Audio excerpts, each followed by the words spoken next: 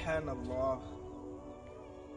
আমি আমার ভিডিও শুরুতে কেন সুবহানাল্লাহ বলেছি এটা আশা করি আপনারা বুঝতে পেরেছেন। এর মানে হচ্ছে যে দেখুন, মহান আল্লাহ তাআলার সৃষ্টি কতটা সুন্দর।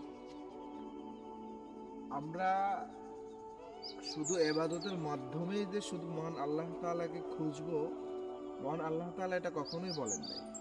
মহান আল্লাহ তাআলা বলেছেন, তোমরা আমার সৃষ্টির মধ্যে তোমরা তোমাদের স্রষ্টাকে খুঁজে পাবে। আপনি দেখুন, এই যে কুয়াশাচ্ছন্ন একটি সকাল, এই সকালটা মহান আল্লাহ তাআলার সৃষ্টি। মহান আল্লাহ তাআলা বলেছেন, তোমরা আমার সৃষ্টিকুল ঘুরে দেখো, আমি কত সুন্দর করে এই দুনিয়াটা সৃষ্টি করেছি। তিনি এটাও বলেছেন, আমি এই দুনিয়া থেকে শত গুণ বৃদ্ধি করে আমার জান্নাতকে আমি আরো সুন্দর সজ্জিত করেছি।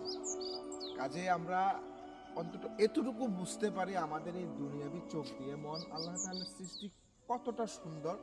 আপনি যতটা না আপনি নিজে থেকে উপভোগ না করতে পারবেন, ততক্ষণ না পর্যন্ত আপনি বুঝতেই পারবেন না মহান আল্লাহ তাআলার সৃষ্টি কতটা সুন্দর। এই সৌন্দর্য যদি আপনি ফিল নিতে চান, আপনাকে গ্রামে আসতে হবে। আপনি দালান কোটা বিল্ডিং এর শহর, ঢাকা শহর যেখানেই থাকেন না কেন, এই সৌন্দর্য কখনোই খুঁজে পাবেন না। এই গ্রাম, এই সৌন্দর্য, এই পাখিদের কোলাহল, কিচির মিচির, এই সব কিছু আপনি গ্রামেই পাবেন। কাজেই আপনাকে মহান আল্লাহ তাআলার সৃষ্টি যদি উপভোগ করতে হয়, আপনাকে সৌন্দর্যের ভিতরে আসতে হবে। আপনি দেখুন কতটা অ্যামেজিং।